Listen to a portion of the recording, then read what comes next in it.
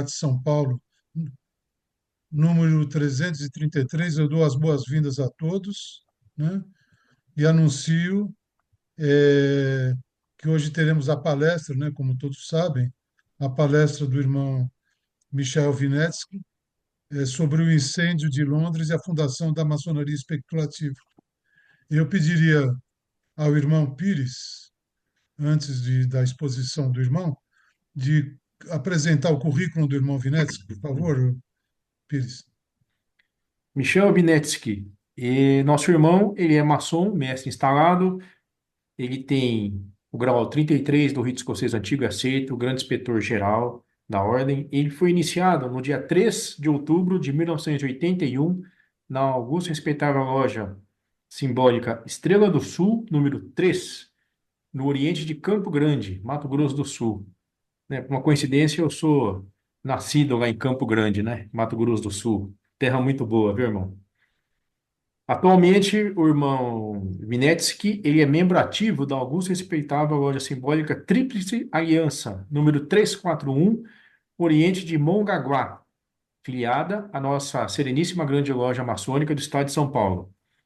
O irmão Vinetsky, na vida comum, ele foi executivo de empresas de tecnologia médica. Depois que ele se aposentou, se dedicou à carreira de historiador e palestrante. E ele já escreveu 9 livros, fez palestras em vários países, como Estados Unidos, Argentina, Paraguai, Bolívia, Espanha, Israel, Coreia do Sul e muitos outros. Como nosso querido irmão já destacou, as suas palestras têm um perfil beneficente, né? Os honorários, eles são representados por cestas básicas, que são doados na própria cidade dos organizadores, e desde 2002, essa sua atividade já rendeu a doação de mais de 200 toneladas de alimentos, também agasalhos, cobertores, medicamentos, material escolar e muitos outros itens aí essenciais às pessoas que necessitam. O produto da venda também dos livros do nosso irmão também é destinado aí à beneficência. Venerável mestre, suas ordens foram cumpridas. O currículo do nosso irmão, muito resumido, é este. Obrigado. Obrigado, irmão Pires. Irmão Michel, você tem a palavra, por favor. Muito obrigado, meus irmãos. Antes de começar a projetar, é importante fazer um esclarecimento a respeito do que nós vamos ver. A gente passa a maior parte do tempo nas lojas lendo rituais com um pouco de profundidade e na hora do ágape discutindo política, né, da direita, da esquerda, do centro, do Bolsonaro e do Trump.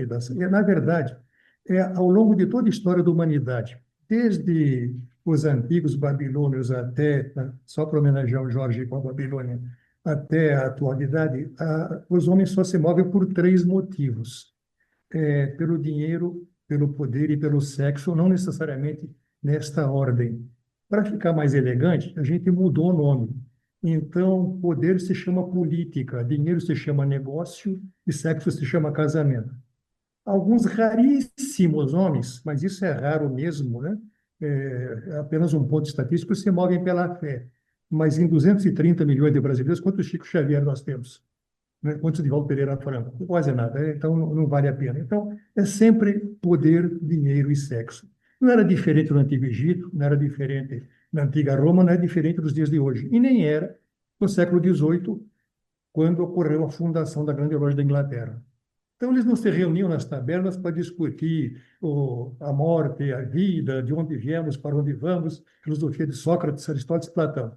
Isso veio incorporado muito depois. Eles se reuniam para discutir política, porque estavam num momento de efervescência na Inglaterra, na beira de uma guerra entre a Escócia e a ilha inglesa, a própria Inglaterra. Então, a gente vai apresentar isso aí e o que é mais provável como origem da nossa instituição no século XVIII. Então, vamos lá acessar aqui, projetar.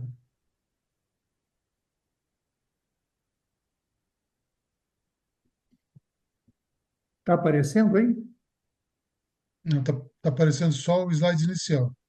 Primeiro slide, Ah, tá. Então, vamos lá. Vamos da prosseguir. Fênix. Isso. Agora Essa Foi, sim. aqui foi. é uma rápida biografia da minha participação maçônica e acadêmica, né? Bem rápido, não tem importância, que o que já explicamos, né? Que as palestras não têm custo, mas o palestrante solicita a doação de uma boa cesta básica, pelo menos uma boa cesta básica. Quem puder dar mais, dá mais. Não faz muita diferença para nós. É o que nós fazemos, né? Meus irmãos, não existe fantasia na maçonaria, não é? Essa ideia de que a maçonaria é constituída por segredos ancestrais, com origem nos mistérios egípcios, os essênios, os eleusis, isso tudo é pura bobagem, não é? Não tem nenhuma fonte a respeito disso. Eu não sei essas invenções que foram incorporadas a partir do século XVIII, especialmente na França, no momento de revolução intelectual, em função da conquista de Napoleão, então, daquela região do Egito, soldados do alto dessas pirâmides, 40 séculos, e daquilo que eles acharam.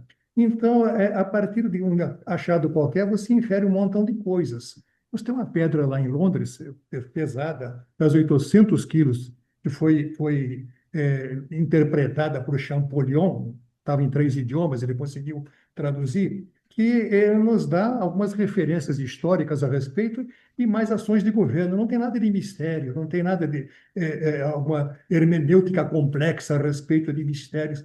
No Egito, na verdade, nem havia filosofia. A gente não cita um único filósofo egípcio. A gente cita um montão de cabeça da Grécia. Mas no Egito existe só o livro dos mortos.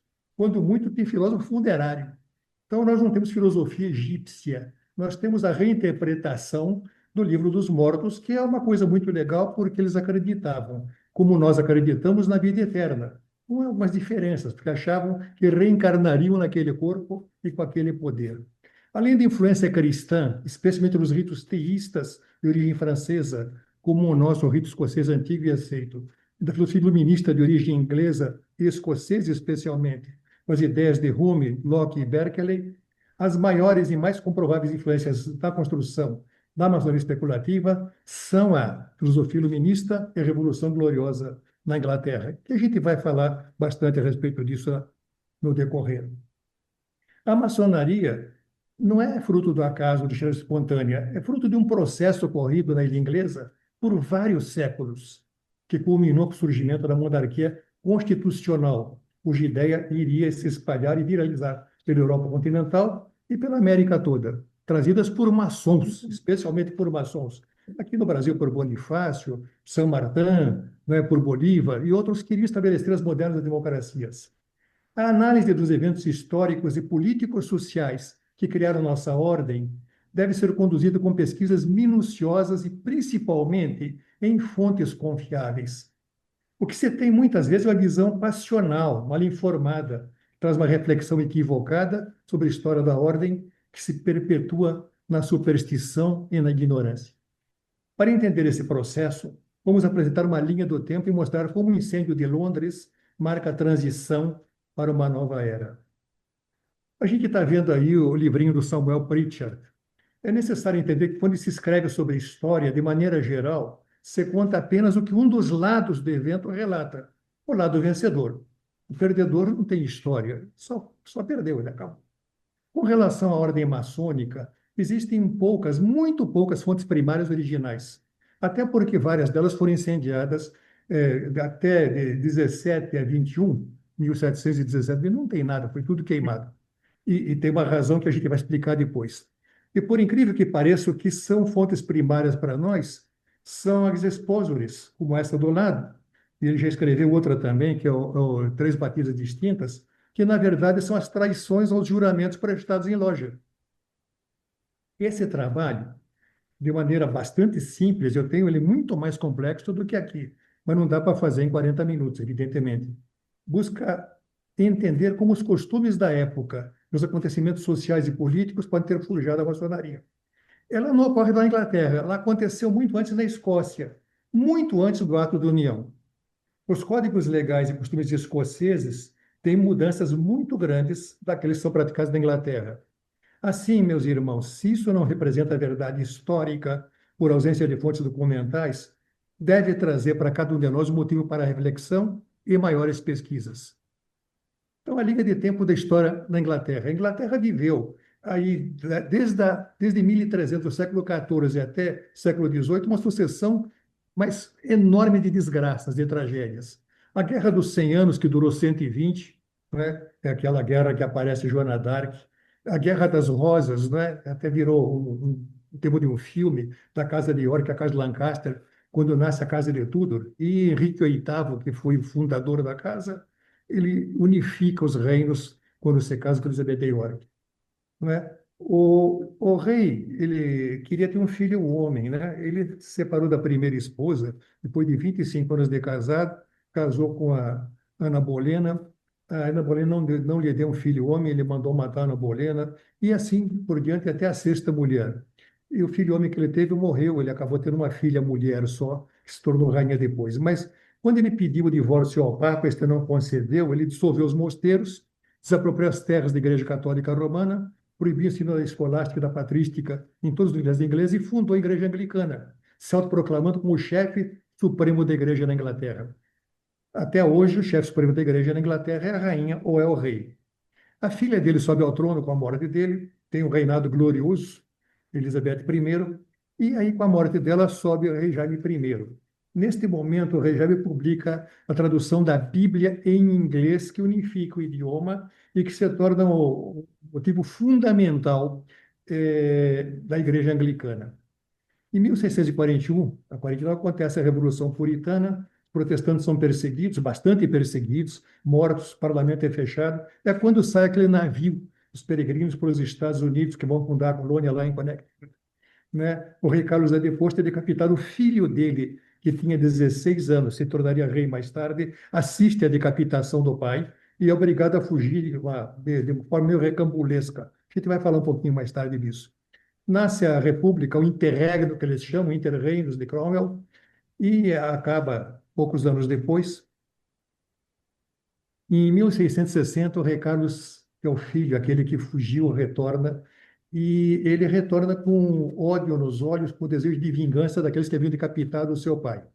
Mas uma das primeiras coisas que ele faz é obrigar que todos os cargos públicos ingleses sejam exclusivos de anglicanos. Ele começa o reinado muito bem. Ele é bastante competente, embora tenha perseguido aqueles que mataram seu pai, aqueles republicanos. Ele tem dois momentos assim de flexão no seu governo que são terríveis. A Grande Peste de Londres, a peste bubônica importada da Holanda, que matou cerca de 100 mil pessoas, um quinto da população de Londres, que era, na época, a maior cidade do mundo. Não tinha mais lugar onde enterrar as pessoas. Eles cavavam buracos, jogavam alcatrão e queimavam. E o cheiro de churrasco ficou sobre a cidade por cerca de um ano. No ano seguinte, o incêndio, a gente vai falar bastante do incêndio adiante, ele destrói Londres, mas mata os ratos também. Então acaba com a peste, mas a cidade começa a ser reconstruída. É chamado para reconstruir a cidade o arquiteto Christopher Wren, mais alguns gênios também, e ele reconstrói a cidade no padrão de hoje, com ruas muito mais largas, com praças, uma cidade moderna e eficiente. O rei Carlos, alguns anos antes, por volta de 5 anos antes da sua morte, em 1680, ele começa a definhar de uma maneira extraordinária. Ele era um rei que tinha aventuras amorosas intensas e libações extremas, e ele começa a adoecer, e a doença dele é absolutamente terrível. Ele literalmente apodrece em vida. Ele defeca andando, o tempo todo o fedor é terrível, os criados chegam e muitos deles são obrigados a vomitar. Então o rei vai se desfazendo em vida e a cidade toma conhecimento do que está acontecendo. E à medida que isso vai acontecendo e se espalhando até a morte brutal dele, há uma mudança na Inglaterra com relação àquela percepção da realeza. O rei não era mais o enviado de Deus, o rei não era mais entronizado por Deus, mas o rei era um ser humano, era um de nós, sujeito a moléstias terríveis e sujeito a apodrecer em vida. Vem para assumir o poder real o irmão dele, que vem da Escócia, lá na Escócia, Jaime VI, aqui vem como Jaime II, que é escocês e católico. E, em função da reconstrução da cidade, encontra o tesouro exaurido, e para poder manter funcionando o governo, ele busca aumentar os impostos. Porém, ele era católico. Ele resolve aumentar os impostos para os protestantes. O que acontece? Que a igreja católica, a igreja protestante já era bastante poderosa, a aristocracia elite econômica chamada de gentry era muito poderosa, e a Royal Society, na época, também muito poderosa, unem-se para a deposição do rei, com receio de que o novo rei buscasse impor a sua religião. Então, eles convidam o rei Guilherme de Orange, ainda é príncipe ainda, mas é casado com a filha do rei deposto, para que invadisse a ilha. Ele é convidado a invadir a Inglaterra. Quando ele desembarca com suas tropas, o rei Jaime foge para a França. Os parlamentos da Inglaterra e da Escócia declaram Guilherme Maria como reis. Ele assina esse documento idolado, The Bill of Rights, que limita o seu poder, estabelece a autonomia do judiciário. Está precisando disso no Brasil também. Assegura a liberdade de imprensa e de religião. É o fim das monarquias absolutistas e o início da monarquia constitucional, como até hoje é na Inglaterra. Nesta mesma época, começa também lá na ilha a Revolução Industrial, que inicia o uso extensivo da máquina a vapor, inventada por Newcomen, não é? E depois aperfeiçoada por Watt. Os métodos de produção manual são gradativamente substituídos por processos mecânicos, na indústria têxtil, na mecânica, transportes, máquinas, ferramentas, produtos químicos, metalúrgicos. A Inglaterra está caminhando rapidamente para se tornar a maior e mais poderosa potência econômica do planeta, colonizando cerca de 25% da massa da Terra, com mais de 400 milhões de súditos. A Inglaterra era a Austrália, era a Oceania, era grande parte da Índia, era boa parte da África, era o Canadá, era os Estados Unidos, era o enclavezinho aqui em cima do Brasil. Enfim, a Inglaterra era a dona do mundo na época. A Revolução Industrial, que começa nesta época, dura até meados do século XIX. Também em 1700, e aí tem a imagem de um deles, do Jackson Secret Club, do Gentleman's Club, esse prédiozinho lindo, cor-de-rosa. No início são criados inúmeros clubes de cavalheiros, que se reuniam exclusivamente com homens que partilhavam os mesmos interesses e relaxavam, conviviam com os amigos, bebiam, faziam refeições, jogavam jogos de salão ou até passavam a noite. Muitas guildas foram se transformando em library companies, a gente vai falar de library daqui a pouquinho, que mantinham acesos seus interesses nessas reuniões, usualmente realizando em tabernas, em clubes, que tinham suas refeições no térreo e outros aposentos para jogos, reuniões dos andares acima. Até nos dias de hoje são comuns na Inglaterra e em todos os países do Commonwealth, que são os países ainda que têm, pelo menos por tradição, o rei inglês. Os ingleses estavam fartos de conflitos, e o Gentleman's Club proporcionava exercício de tolerância. E em 1707, a rainha Ana, que sucedeu a sua irmã Maria e seu cunhado William, assina o ato de união, que une os reinos da Inglaterra e da Escócia e cria, então, a Grã-Bretanha. Então, a bandeira da Grã-Bretanha é interessante porque é um X sobre uma cruz. A cruz era o símbolo da Inglaterra, o X era o símbolo da Escócia e o X sobre a cruz por uma bandeira da Inglaterra, e as cores depois elas acrescentam também os outros dois estados associados da ilha. O que acontece é que esse ato provocou um descontentamento enorme, né? A Escócia se sentiu enormemente prejudicada, começou a haver uma série de revoltas, né? A rainha morre em 708 e assume Jorge I. A situação chegou a tal ponto que a rebelião jacobita ameaçava entrar em armas contra a Inglaterra. E aí o rei Jorge, em 1715, baixa o Riectac, a lei do motim, que condena com a possibilidade de pena de morte qualquer reunião com mais de 12 pessoas e que durasse por mais de uma hora. Eu tenho esse texto inteirinho, inclusive traduzido. Não cabe aqui, mas se alguém quiser depois uma explicação maior, eu posso até mandar o texto dessa lei. Já existiam inúmeras lojas onde os vibrantes temas políticos da época eram discutidos. Não era discutido filosofia, não era discutido religião, era discutida política. Né? Estava à beira de uma guerra. Né? Por 70 anos dos jacobitas do rei Jaime, Jaime em hebraico é Yaakov, é por isso que se chama jacobita. E os turcos ativados lutaram para rever o trono, promovendo conspirações, revoltas, ameaças de invasão estrangeira. Em 1714, a turbulência chegou a tal ponto que ambos os lados estavam em armas, preparados para a guerra. Tumultos se espalharam pela Inglaterra nesses 2 anos. Os escoceses desejavam revogar o ato de união.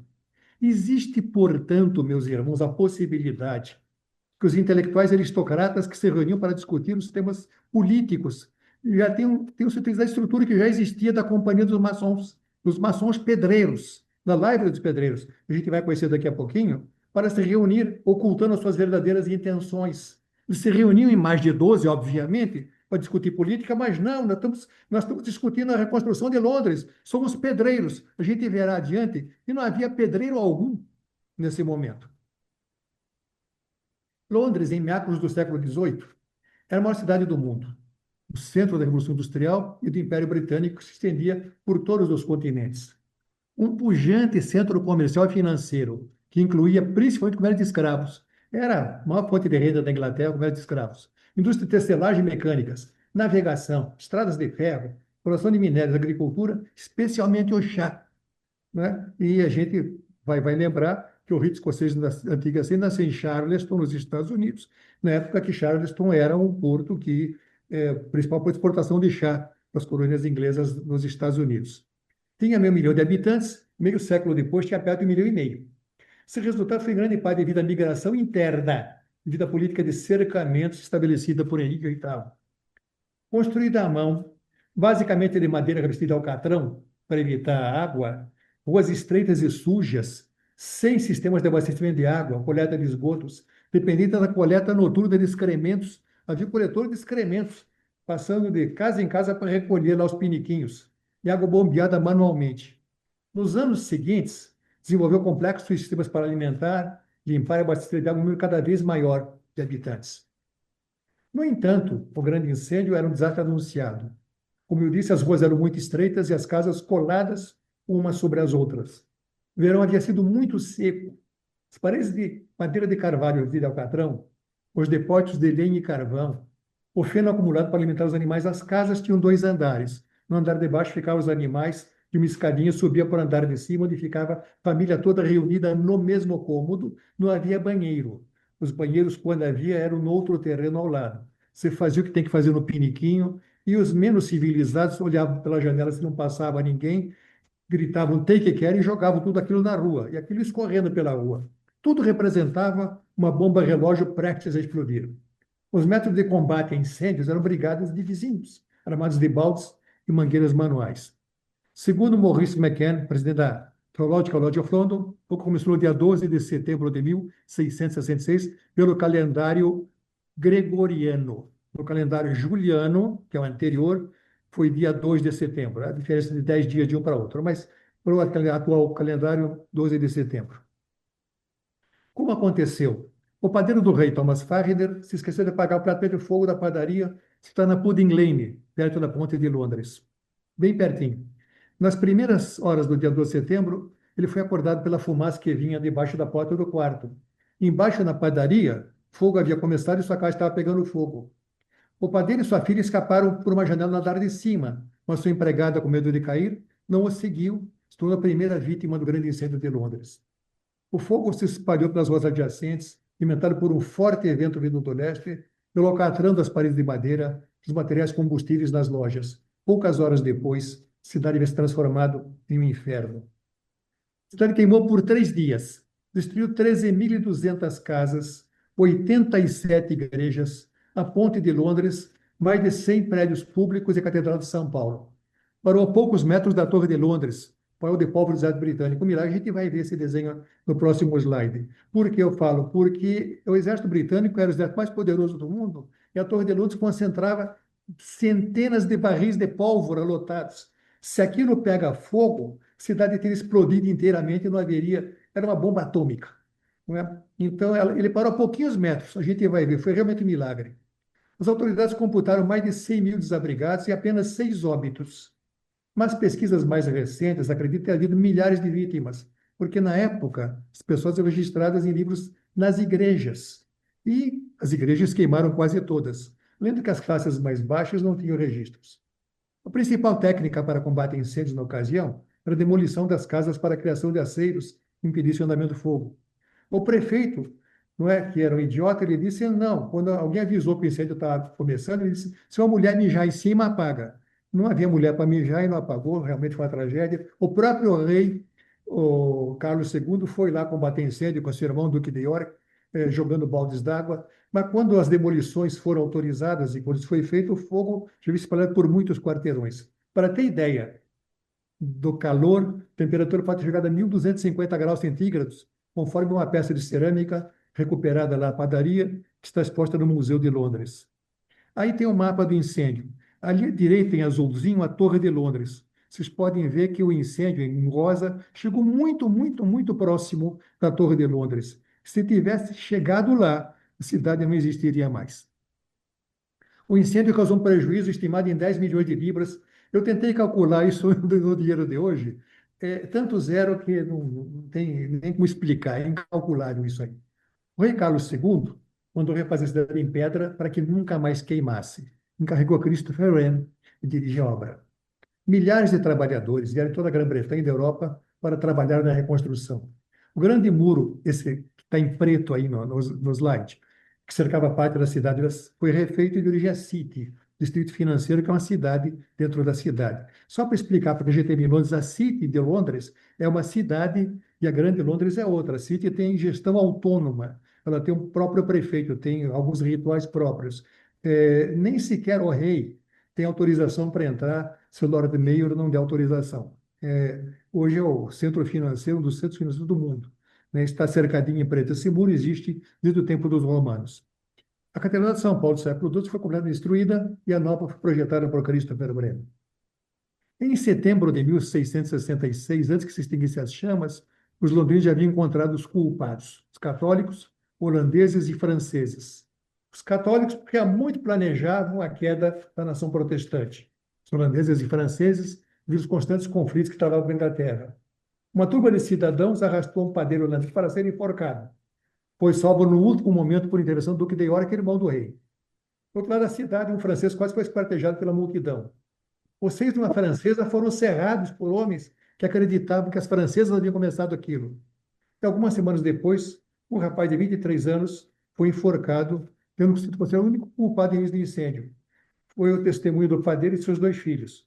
O padeiro não estava lá, ele fugiu, né, do andar de cima do incêndio. Obviamente, precisava achar um culpado, acharam esse rapaz, coitado. E o local de enforcamento está registrado lá em Londres como estrela de Natal na calçada. Esse foi o primeiro grupo que veio para a reconstrução. Existe até hoje. É a Companhia dos Maçons Operativos, número 30 nas Library Companies de Londres, estabelecida em 1515. E aí está grifado. Nossa empresa foi formada com o objetivo de regular o ofício da cantaria para que os padrões fossem devidamente mantidos e recompensados. Os primeiros registros disponíveis de regulamentação dessa companhia são de 1356. Aí ao lado tem o original em inglês que eu tirei da internet e ao lado está a tradução que eu fiz para que a gente veja e entenda o que está escrito. Né? Ainda na internet, quem nós não somos, está lá, né? Com todas as letras. A Masons Company não deve ser confundida com a relativamente moderna fraternidade dos maçons livres, que somos nós, que é inteiramente separada. Documentos antigos se referem a construtores em pedra como maçons livres, apenas porque a natureza do trabalho impunha que o maçom pudesse se movimentar livremente em torno da cidade e dos trabalhos estavam em andamento. Eles demoraram de trabalhar no bairro, como teriam feito os sapateiros, padeiros e membros das outras guildas. A hierarquia dos artesãos também era tal que os que estavam no topo do seu ofício eram hábeis em esculpir a pedra de cantaria, a pedra de calcária, de grão fino, o arenito usado para rendilhados, mosturas. O maçom de tal calibre estaria livre de seu mestre. Tal terminologia, diz The Worshipful Company, levou a ideia de uma história conjunta, mas evidências de semelhança compartilhada são esparsas estudos modernos que separam as duas. E vamos mais longe ainda da internet, para que o tal conselho diretor da Antiquíssima Companhia. A mestre, Christina Hidgen, o primeiro vigilante, Martin Law, e o segundo vigilante, Lester King. Essa é a companhia que opera mais ou menos 4 milhões de libras por ano, com a responsabilidade de manter, preservar e arrumar aquilo que se desgasta na magnífica cidade de Londres. É o que eles fazem. Não é? Então, não tem nada a ver esses operativos com o que nós fazemos. Eles existem até hoje e muito antes existia a nossa maçonaria. O primeiro registro é de 1356 em Londres ainda. A cidade de Londres tem 110 companhias Livery, que são companhias de livré. E pode até parecer, meus amigos, que são filial parte da maçonaria, uma vez que usam trajes incomuns, realizam cerimônias arcanas e usam títulos semelhantes. Master, Paz Master, Warden, que é vigilante, Beatle, que é mestre cerimônias, orador, guarda do tempo. Esses títulos também são usados por outras organizações. Têm origem por volta do ano 1000, quando foram fundadas Oxford e Cambridge. Refletem as estruturas sociais e funcionais comuns na época que as primeiras guildas medievais se estabeleceram. Essas universidades, até hoje, utilizam as classificações de Entered Apprentice, Fellow e Master. Com o passar do tempo, muitas dessas companhias tiveram sedes que se transformaram em clubes de cavalheiros, assistentes das mesmas atividades profissionais. Aqui a gente tem o Clube de Cavalheiros, o Livery Company dos vinhateiros. Elas são clubes de cavalheiros hoje daqueles que praticam a mesma profissão. Na sua origem, eram as guildas, respondiam pela regulamentação de suas atividades, pelos salários, condições de trabalho. Até a reforma, estavam intimamente associadas a atividades religiosas, santos padroeiros, São João, seja lá quem for, Santo Ivo, não é? Santa Maria, principalmente de apoio a igrejas e às capelas de seus santos padroeiros, realização de cerimônias religiosas e dramatizações dos mistérios. As dramatizações dos mistérios, equivalentes às nossas iniciações, eram dirigidos por um mestre, alguns vigilantes e um tribunal de assistentes, elege o mestre e vigilante. O diretor operacional era o caixa, que é o nosso tesoureiro hoje. Os membros são de duas categorias: os operativos, os homens de libré, e os homens livres, que se associam livremente e são recebidos, são aceitos nestas companhias live. Durante a reconstrução de Londres, a obra do século, milhares de trabalhadores foram trazidos para a obra liderada por um arquiteto genial chamado Christopher Wren. Já falamos dele. Era necessário o fornecimento de inúmeros itens de material, pedra, madeira, ferro, ferramentas, alimentos, roupas, calçado, serviço médico, transporte, segurança, tudo isso. O que podia fornecê-los era a fluente classe abastada inglesa, a gentry, composta de empresários, de nobreza e militares. Era conveniente que esses fornecedores frequentassem as mesmas tabernas que os trabalhadores se encontravam, depois do expediente, para tomar conhecimento de primeira mão das necessidades, pudessem providenciar os pedidos. Assim se tornaram aceitos entre os maçons operativos, talvez até pagassem as contas. Mas é muitíssimo pouco provável que, embora frequentando os mesmos ambientes, se sentassem à mesma mesa os peões e os nobres. Está vendo aqui o retrato? Eu morei em Brasília há 25 anos. Né? A minha esposa chegou lá com o pai dela para a construção de Brasília. O Joaquim Roriz, que fornecia areias, fornecia pedra e cimento, estava metido no meio da obra o tempo todo. Ele ouvia o que ia precisar para poder providenciar para o dia seguinte. Não é diferente no século XVII do que foi no século XX, ou no século III, ou na construção do Templo de Jerusalém. Sempre quem fornece o material está próximo de quem usa o material para saber o que vai fornecer. Naquele tempo, meus irmãos, não tinha computador, não tinha WhatsApp, não tinha Telex, não tinha nada. Você tinha que ouvir de viva voz aquilo que precisariam na semana seguinte. E se tinha que estar lá perto. Para organizar trabalhos de milhares de pedreiros, Moreno criou canteiros de obras, cercados por cordas, né? Porque na época você não tinha metal suficiente para fazer essas treliças que você faz hoje em obras. Era corda mesmo. Onde na entrada se postava o primeiro vigilante, de First Warden, na saída de Second Warden, o segundo vigilante, fiscalizava a rotina e a jornada de trabalho. Talvez seja a origem das cordas de 81, a gente não sabe dizer, mas é uma possibilidade. O grupo fiscalizava se o assentamento das peças estava justo e perfeito, porque você precisa. Bem, nesta mesma época, nasce na Escócia uma filosofia que foi desenvolvida bastante depois, até por Immanuel Kant, mas chama filosofia do Renascimento.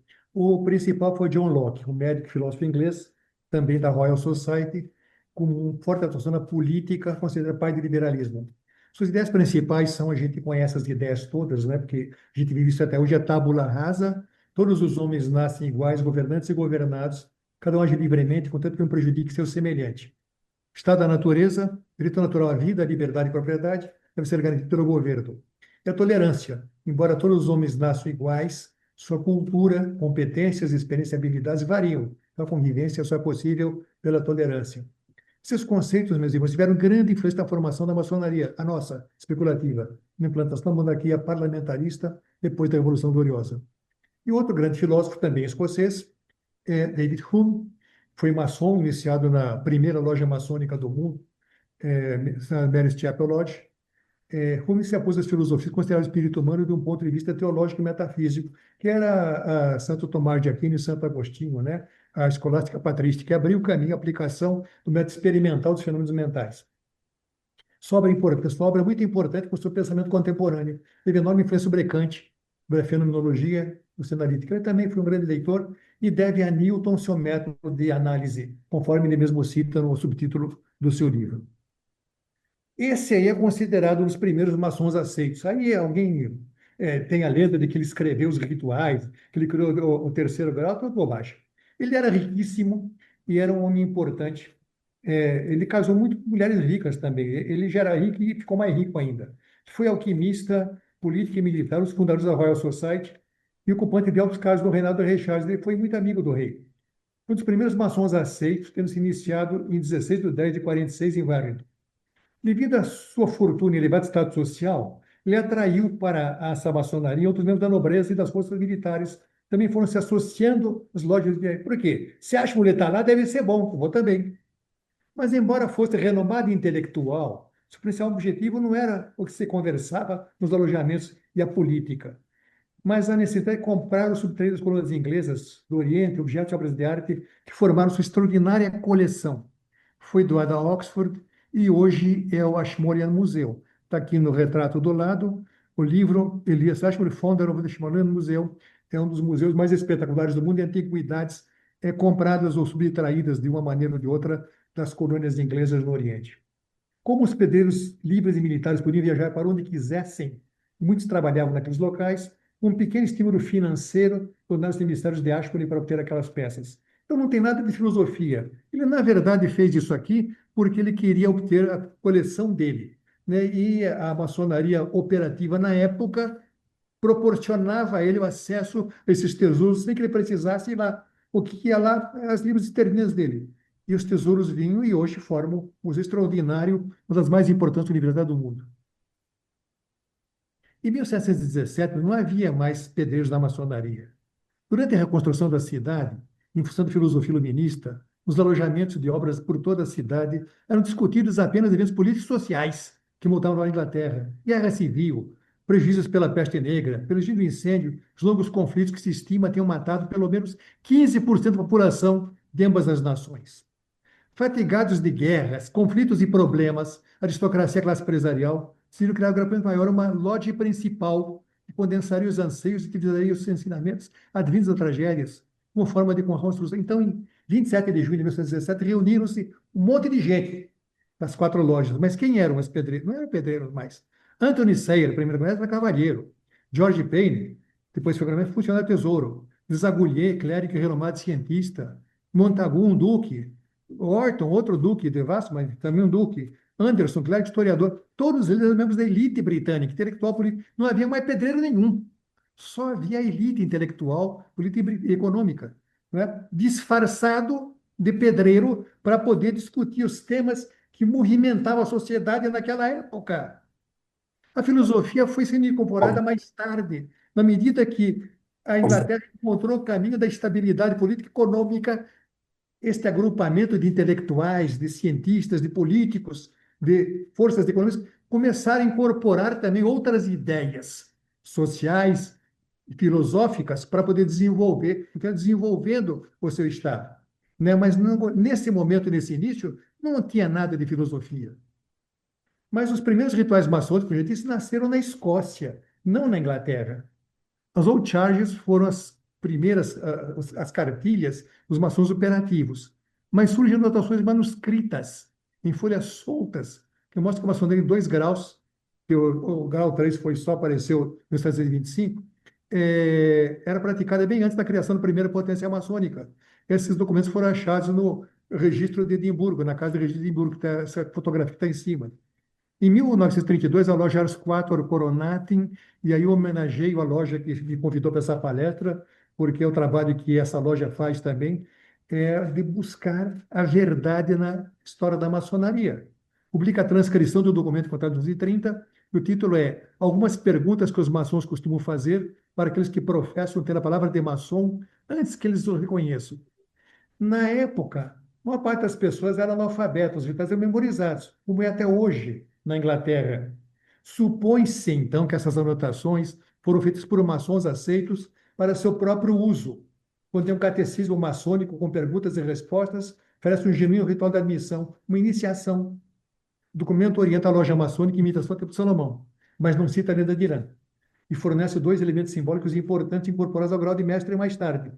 Os 5 pontos de conferência que vieram se tornaram 5 pontos de mestre e a própria palavra do mestre, né, usada para fazer da lenda um mito esotérico. Essa foi a Royal Society, a mais importante e a mais antiga sociedade científica do mundo, sucessor do Visible College, tem 365 de história contínua, e foi aí que nasceu a maçonaria simbólica. Destes gênios nasceu, não foi de pedreiros. Nossa ordem nasceu de alguns dos maiores gênios da história.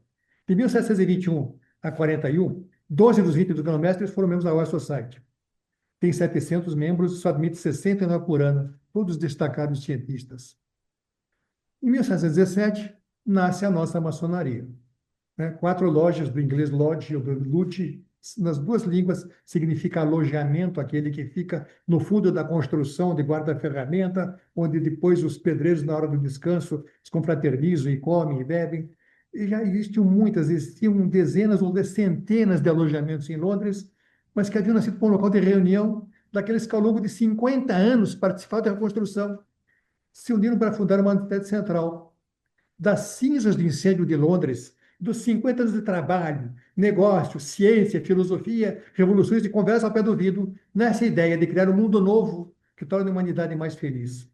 2 fatores fizeram a diferença. O primeiro, a filosofia iluminista, que naquele momento permeava a cultura inglesa. E o segundo, os 2 clérigos, Zanguli e Anderson, criaram um cânon fortemente baseado nas escrituras.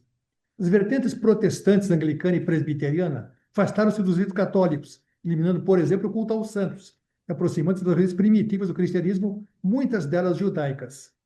Os cavaleiros ingleses da Terceira Cruzada também trouxeram símbolos e significados da cultura judaica da Palestina, incorporaram as suas lendas e ritos de cavalaria, e bem mais tarde, a maçonaria.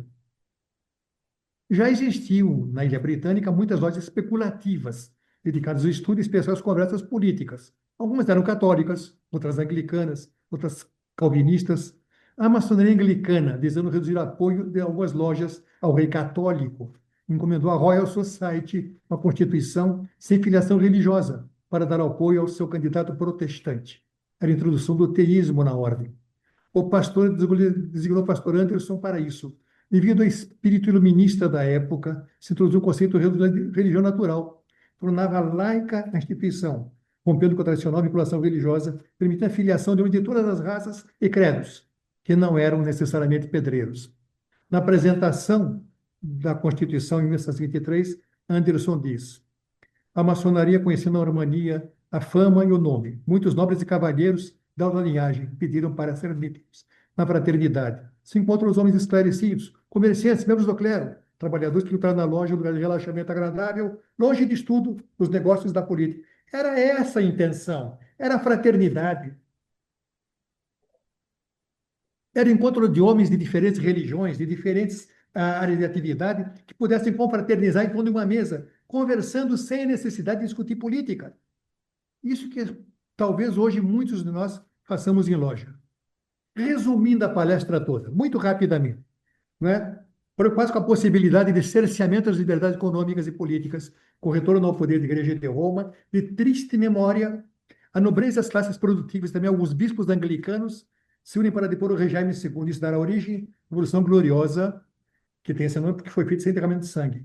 Com isso, pôs-se fim à monarquia por direito divino, substituído por uma monarquia parlamentar, como é até hoje na Inglaterra. A filha do rei Jaime II, Maria Stuart, é coroada rainha por seu marido, príncipe holandês Guilherme de Orange Nassau, que é sobrinho e genro do rei exilado na França. Ao assumir o trono da Inglaterra, deve assinar uma declaração de direitos, Bill of Rights, que retira grande parte do poder real, em benefício do parlamento. É o primeiro passo rumo à moderna democracia.